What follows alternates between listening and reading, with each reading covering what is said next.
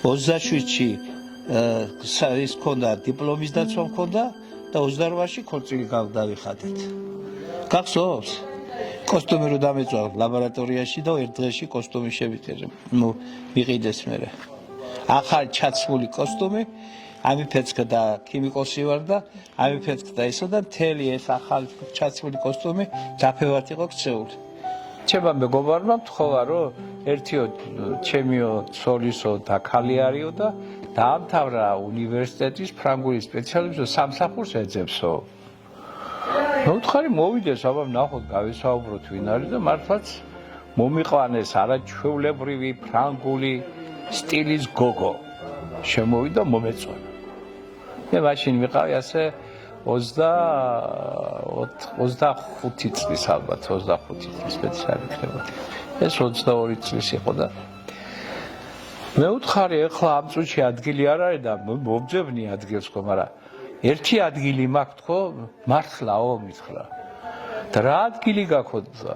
მე ვთხარი მე მაქვს ერთი ცოლის ადგილი და თუ თან ახლა ხარ, ცოლა წაგიყვანო. აი შეშინე გაჭიცრდა, გაყვისრდა ეს ფრანგული გოგო, გამექცა კაბინეტიდან, გაიქცა და წამოვიდა. თვალი სვამს და თვალი ჭამს, ხო?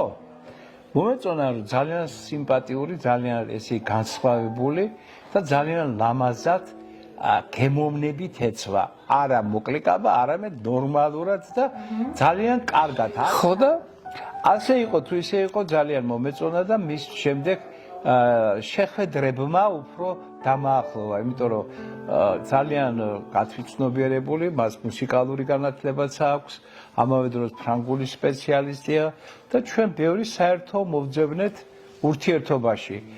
აქ იყო პირველი რა თქმა უნდა მოწონება და შემდეგ უკვე ეს გადაიზარდა ურთიერთ პატივისცემასა და სიყვარულს. მაგრამ მერე უკვე დაიწყო ჩვენ შორის ურთიერთობა და ერთ წელიწად ნახევარში დაქორწინდით. ეს ფაცია კალანდაძე მოსამართლე რო იყო. ფაცია კალანდაძე, ეს ბახვაროში ვართ აქა. ეს მისი გოგო მანანა. ჩვენ არა ვართ. არა, შენ რაფერი იქნებოდი გაჩვენე. ღმერთის წყალობით მე ძალიან კაი ქმარი შემხვდა. ასეთი კაცები არავინ არ არის. ახლა მე რო უყურებ აქ ახალგაზრდობას, დომინოს. მე ვერ ვხედავ. და დარჩა ბოლომდე, იმიტომ შევინარჩუნე ალბათ და თვითონაც შევინარჩუნა.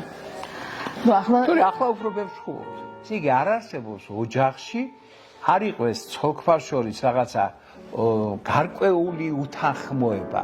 ეხლა ლანძღვა გინება და ჩამატყეპაზე კი არა მაქვს ლაპარაკი. შეიძლება მას თავისი აზრი ქონდეს, იმიტომ პიროვნული დამოკიდებულება ადამიანების ყოველთვის არის განსხვავებული.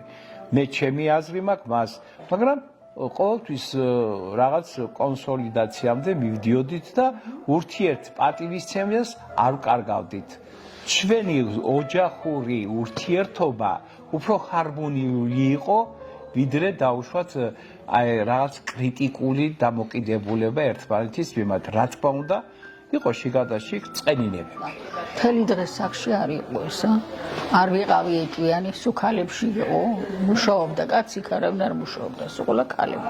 სატო, როგორ მუშაობდნენ? სულ ჩემს ბაკაცები, კაცები მყავდა რა, გურ გეკადრება ახლა, მაგერას. არ ვიყავი ეჭვიანი. დილით რო წავიდოდა, ღამე მოვიდოდა. და ეს ორი ბიჭი მე მყავდა. კიდე კაი. რომელიც ძალიან ცელქები იყვნენ.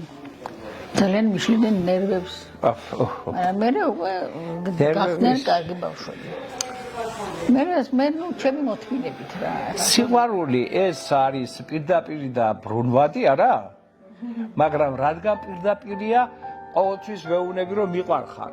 მაგრამ რადგან ბრუნვადია, შეიძლება რაღაცა კუთხით შევცვალოთ ხოლმე დამოკიდებულება, მაგრამ სინამდვილეში მაინც ის ბრუნვადი იმ წერტილამდე მიდის. 57 წელიწადია მე და ჩემი მეუღლე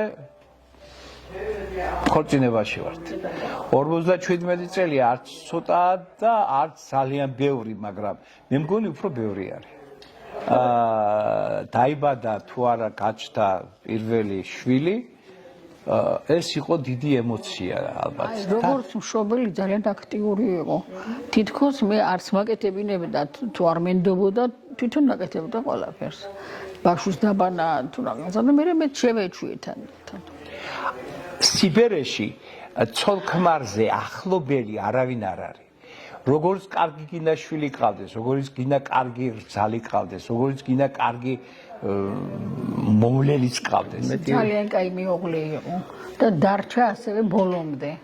სიბერემდე არ შეუცვლია ხასიათი. ეხლაც ასია.